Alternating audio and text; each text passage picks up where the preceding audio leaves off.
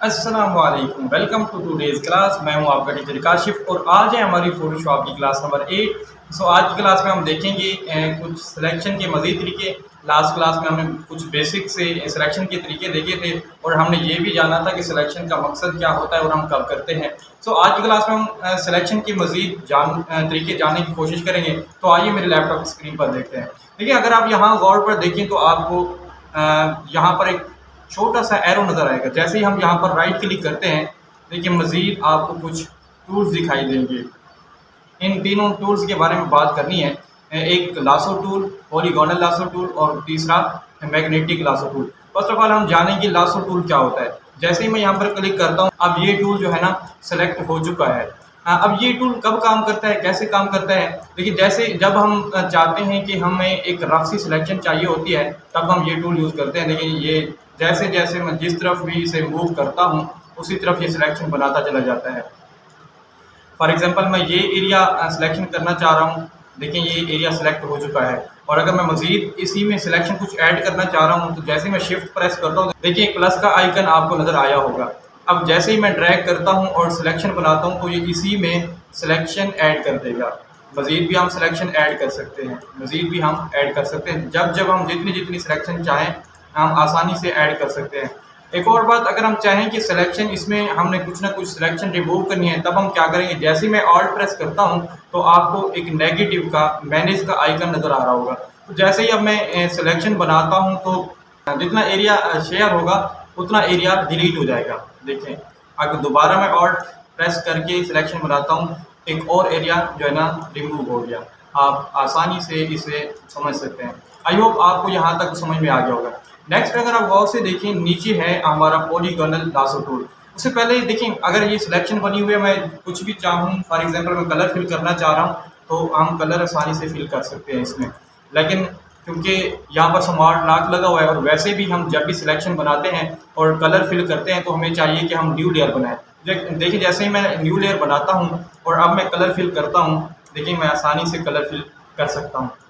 या फिर some time ऐसा होता है, हम बैकग्राउंड के कुछ हिस्से को मिटाना चाह रहे होते हैं, तो फॉर एग्जांपल मैं यहाँ पर डिलीट प्रेस करता हूँ। इस वक्त ये लेयर, क्योंकि खाली लेयर मैं इसे डिलीट कर रहा हूँ, और देखें एस ड्रैग करके ये डिलीट हो गई।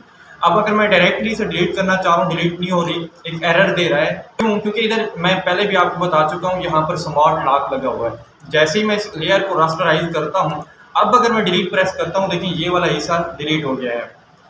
सम टाइम ऐसा होता है कि हम बैकग्राउंड के कुछ पार्ट को रिमूव करना चाह रहे होते हैं, डिलीट करना चाह रहे होते हैं, तब हमें जो है ना सिलेक्शन बहुत इम्पोर्टेंट फील होती है। हम चाहें तो इसमें और भी कोई काम कर सकते हैं सिलेक्शन की वजह से, लेकिन फ़िलहाल मैं इसे बैक कर रहा हूँ। एक और बात, जब मैं बैक करता हूँ तो कंट्रोल Z प्रेस करता हूँ, और अगर मैं दोबारा अंडो करता हूँ तो कंट्रोल Z प्रेस करता हूँ, और अगर रीडो करता हूँ तो फिर क्या करता हूँ? Control shift Z। देखिए, अब ये रीडो कर रहा है, फिर दोबारा जो है ना वापस मेरा जो डिज़ाइन है वापस लाने की कोशिश कर रहा है। और अगर दोबारा मैं कंट्रोल Z प्रेस करता हूँ, देखिए ये सारा का सारा, जितनी बार मैं कंट्रोल Z प्रेस कर रहा हूँ, ये अंडो कर रहा है। और सेम उसी तरह अगर मैं रीडो करना चाहता हूँ, मैं दोबारा उस सिलेक्शन को या दोबारा जो काम मैंने डिलीट किया है दोबारा वापस लाना चाह रहा हूँ, तो कंट्रोल शिफ्ट Z। जब जब मैं कंट्रोल शिफ्ट Z प्रेस करता जाऊँगा, तो ये रीडो करता जाएगा। मीन ये दोबारा हमारे डिलीट किए हुए काम को या वापस किए गए काम को दोबारा वापस करता है या बैक करता है। आई होप आपको समझ में आ गया होगा। तो नेक्स्ट देखते हैं। अगर आप यहाँ पर गौर से देखें, नीचे आपको एक टूल नज़र आ रहा होगा, पॉलीगोनल लासो टूल। अब इसका क्या मकसद है? देखिए, मैं आपको एक और एग्जांपल से आपको समझाता हूँ। मैं इसे डिलीट कर रहा हूँ और एक और मैं इमेज ला रहा हूँ। देखिए, जैसे मैं ड्रैग करके फोटोशॉप में इस इमेज को ड्रॉप करता हूँ, और अब अगर मैं चाहता हूँ कि इस बॉक्स का जो बैकग्राउंड है वो रिमूव हो जाए, तो मैं इस टूल से आसानी से, जो कि पॉलीगोनल लासो टूल है, जैसे मैं इस पर क्लिक करता हूँ, अब मैं इस टूल से आसानी से बैकग्राउंड रिमूव कर सकता हूँ और सिलेक्शन इसकी बना सकता हूँ। देखिए, जैसे मैं यहाँ पर क्लिक करता हूँ, अब जहाँ जहाँ मैं क्लिक करता जाऊँगा वहाँ की ये सिलेक्शन बनाता जाएगा। एक और बात, अगर गलती से आपके पास कोई गलत सिलेक्शन बन जाए, तो आप जैसे ही बैक स्पेस प्रेस करेंगे, देखिए ये सिलेक्शन आपकी बैक आती जाएगी। सो जैसे ही हम यहाँ पर क्लिक करें, ये उसी की सिलेक्शन, यस, या फिर देखिए अब सिलेक्शन बन चुकी है। अभी सिलेक्शन के फ़ायदे क्या हैं? एक तो फ़ायदा ये है कि मैं इसका कलर चेंज कर सकता हूँ, दूसरा फ़ायदा ये है कि मैं अगर इसको मीन जो बॉक्स है इसे अलग करना चाहता हूँ, अलग भी कर सकता हूँ। तो अलग कैसे करूँगा? फॉर एग्ज़ाम्पल जैसे मैं कंट्रोल जे प्रेस करता हूँ और उसकी कॉपी लेता हूँ, देखिए हमारे पास एक अलग लेयर बन गई है। एक तरीका ये है कॉपी लेने का या बॉक्स को अलग करने का या किसी भी ऑब्जेक्ट को अलग करने का, और मैं बैक स्पेस दबा रहा हूँ। और दूसरा तरीका ये है कि मैं जैसे ही कंट्रोल सी और कंट्रोल वी प्रेस करता हूँ तब भी आपके पास जो है ना यहाँ पर सिलेक्शन आ गई है। मीन ये जो हमने बॉक्स अलग किया है ये हमारे पास अलग हो चुका है। अब हम चाहें तो इस लेयर को डिलीट भी कर सकते हैं। देखिए मैं जैसे डिलीट करता हूँ बॉक्स हमारे पास मौजूद है पड़ा, क्योंकि हमने इसकी कॉपी ले ली है। तो अब इस बॉक्स को करना क्या है? समटाइम ऐसा होता है कि हमने एक चीज़ को उठाया होता है, मीन एक किसी को कट किया होता है किसी एक इमेज से और दूसरी चीज़ पर हमने पेस्ट करना होता है। फॉर एग्जांपल मैं एक और बैकग्राउंड लेके आ रहा हूँ फोटोशॉप में, जैसे मैं ड्रैग करके यहाँ पर ड्रॉप करता हूँ। फर्स्ट ऑफ ऑल देखें ये इस वक्त इसकी जो लेयर है बैकग्राउंड की वो नीचे है, इसलिए हमें नज़र नहीं आ रही। अगर मैं आपको ऊपर करके दिखाऊं, देखें आपको फिर नज़र आ रही होगी, लेकिन हमें नीचे की ज़रूरत है तो मैं दोबारा इसे वापस ला रहा हूं। जैसे मैं कंट्रोल टी प्रेस करता हूं, अब ऑल्ट प्रेस करके मैं इसे बड़ा करने की कोशिश कर रहा हूं। जितना भी हमें ज़रूरत है हम अपनी मर्ज़ी के मुताबिक इसे बढ़ा सकते हैं। जैसे ही मैं ड्रैग करता हूँ, देखिए I think it is best. अब मैं इस टेबल पर जो कि हमने बैकग्राउंड अभी फोटोशॉप में लाया है, इस पर मैं ये बॉक्स रखना चाह रहा हूँ। फर्स्ट ऑफ ऑल तो मैं उसकी बॉक्स की लेयर में सेलेक्ट कर रहा हूँ, उसके बाद मैं कंट्रोल टी प्रेस कर रहा हूँ। कंट्रोल टी प्रेस करके मैं बॉक्स का साइज़ जो है ना वो छोटा कर रहा हूँ। देखें अब जो है ना बॉक्स हमारा टेबल पर आ चुका है। ऐसा फॉर एग्जांपल हमारा क्लाइंट भी कह सकता है कि ये बॉक्स है या कोई भी अशिया है, कोई भी चीज़ हो सकती है। आजकल क्योंकि ऑनलाइन का दौर है तो ऑनलाइन बहुत से प्रोडक्ट ऐसे होते हैं कि जिनको हमने बैकग्राउंड रिमूव करके किसी और जगह फिक्स करना होता है। तो देखिए हमारा बॉक्स है हमारे टेबल पर आ चुका है, लेकिन अब इसमें एक प्रॉब्लम है कि ये नेचुरल नहीं लग रहा। देखिए कोई भी चीज़ हो, अल्लाह पाक ने हर चीज़ का एक अक्स बनाया है, एक शैडो बनाया है, एक ड्रॉप शैडो बनाया है, लेकिन इस बॉक्स में कोई ड्रॉप शैडो नहीं है। फॉर एग्जांपल आप टेबल में गिलास रखते हैं या यही बॉक्स रखते हैं तो उसका एक शैडो होता है, एक ड्रॉप शैडो होता है। अगर वो ना हो तो वो चीज़ नेचुरल नहीं लगती। तो फ़िलहाल के लिए हमारा टॉपिक तो नहीं है ड्रॉप शैडो का, लेकिन मैं इसे नेचुरल बनाने के लिए मैं अपनी तरफ से ड्रॉप शैडो ऐड कर रहा हूँ। लेकिन यहाँ पर अगर आए एफएक्स में और इधर आपको नज़र आएगा ड्रॉप शैडो।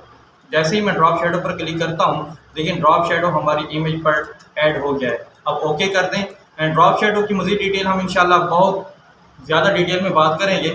फ़िलहाल के लिए आप इतना जान लें कि ड्रॉप शैडो तब इस्तेमाल होता है जब हमने किसी ऑब्जेक्ट को नेचुरल तरीके से रखना होता है। एक और बात, इस वक्त ड्रॉप शैडो सही तरह से नहीं लगा हुआ। मैं बस जस्ट आपको दिखाना चाहता था कि भाई ड्रॉप शैडो की अहमियत क्या होती है।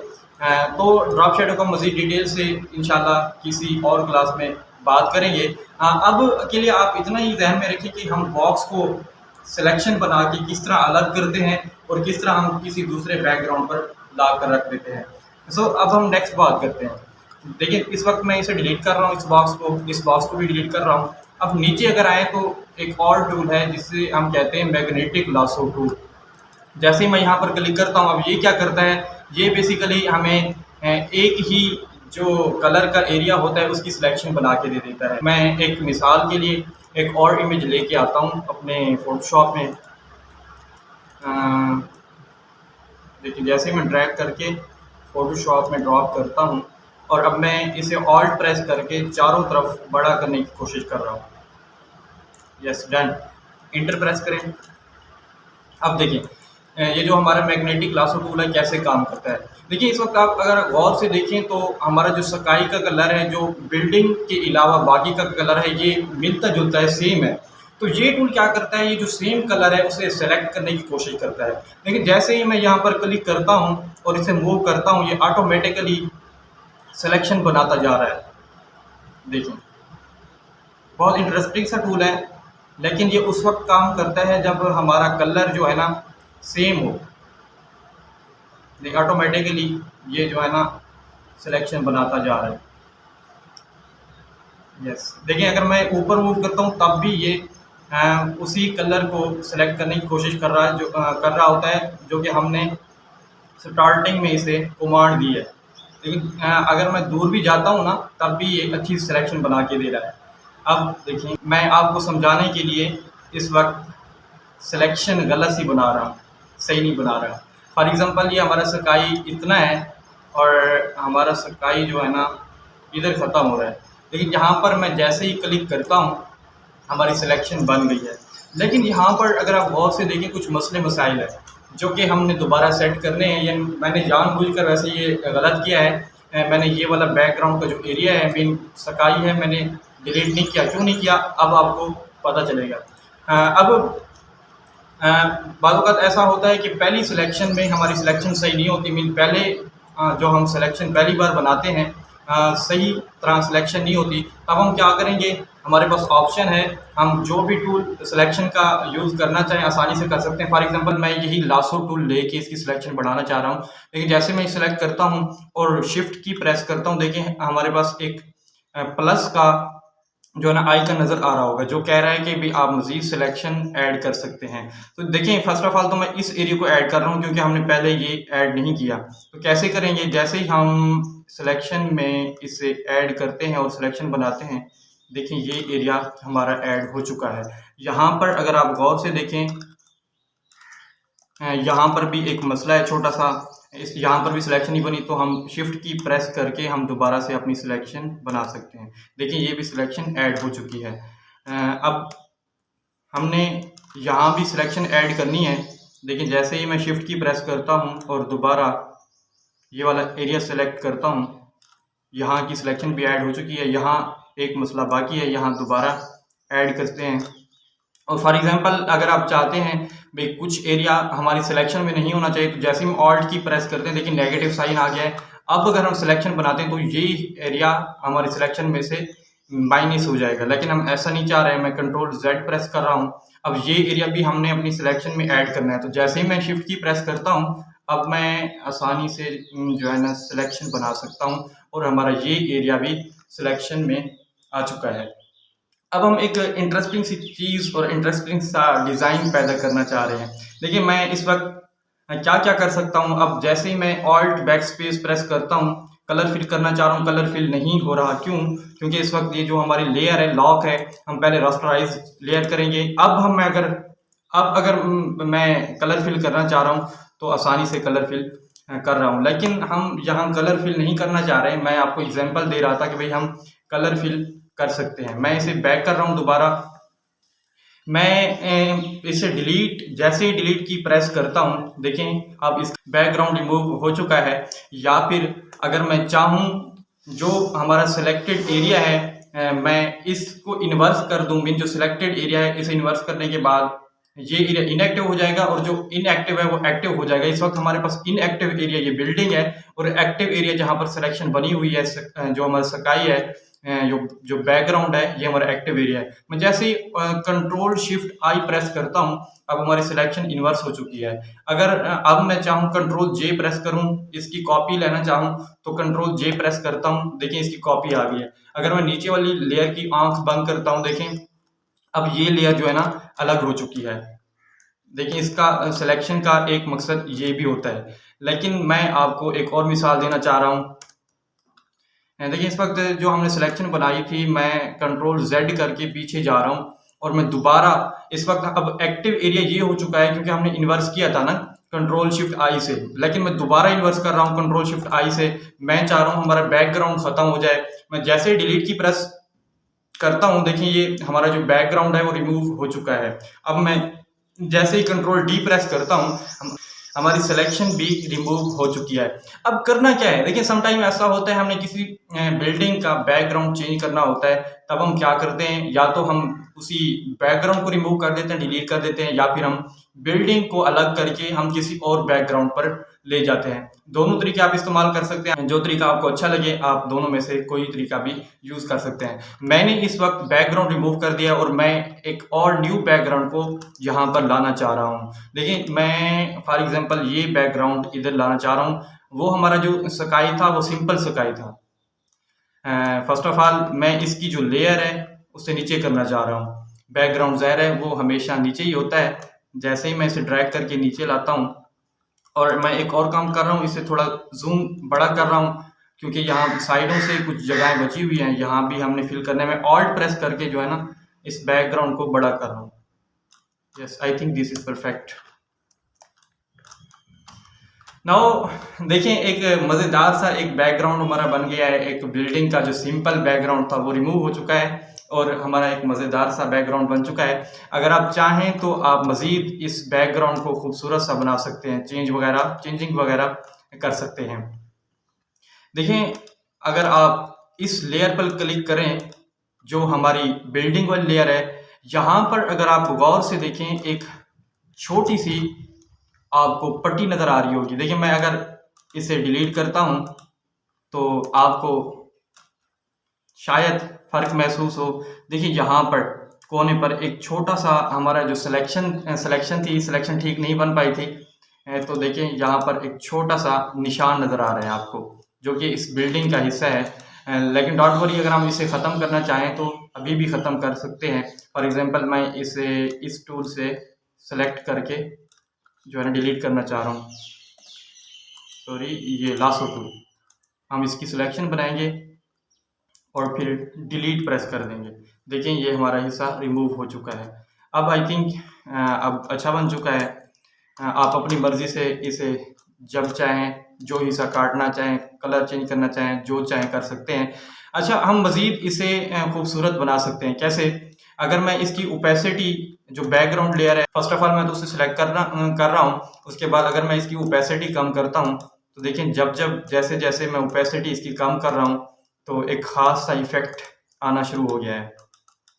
मैं एक और काम कर रहा हूँ, फिलहाल मैं इसकी ओपेसिटी 77% रख रहा हूँ और मैं एक न्यू लेयर ले रहा हूँ। अब इसका जादू देखने को मिलेगा।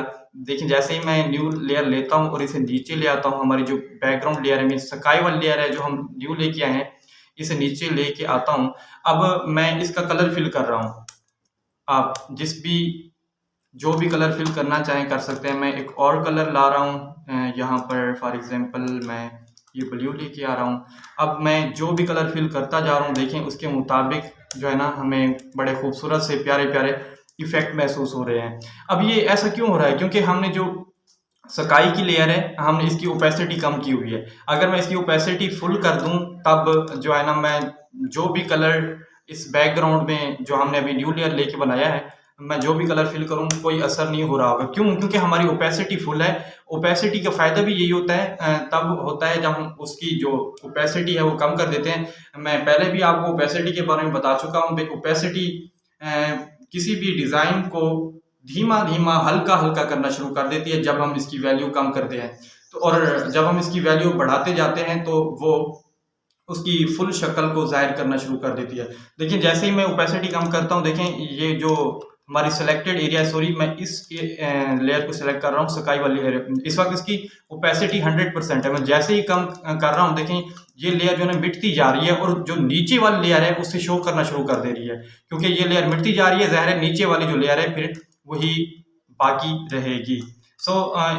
मैं इस वक्त 84 ही ओपेसिटी रख रहा हूँ और अब अगर मैं कलर चेंज करता हूँ, देखें जो भी मैं कलर चेंज करता हूँ उसी के मुताबिक अगर मैं इसकी मज़ीद ओपेसिटी कम कर देता हूँ स्काई की लेयर वाली और मज़ीद इफ़ेक्ट बढ़ाना चाह रहा हूँ, तब आपको सही महसूस होगा भाई ओपेसिटी कम करने का क्या फ़ायदा है। अब मैं अगर कलर फिल करता हूँ, देखिए बड़ा वाज़ेह सा फ़र्क है। मैं जो भी चाहूँ कलर अपनी मर्ज़ी के मुताबिक चेंज कर सकता हूँ। मैं मज़ीद इसकी ओपेसिटी कम कर रहा हूँ। देखिए जितना जितना ओपेसिटी कम करते जाएंगे आपको एक मिन्यूट सा बड़ा प्यारा प्यारा रिज़ल्ट नज़र आ रहा होगा। देखिए सो आई थिंक आपको यहाँ तक तो समझ में आ गया होगा। सो आई थिंक आपको यहाँ तक तो समझ में आ गया होगा। आज की क्लास के लिए इतना ही काफ़ी। कल की क्लास में हम दोबारा मिलेंगे, तब तक के लिए अपना ख्याल रखिए। थैंक यू, अल्लाह हाफिज़।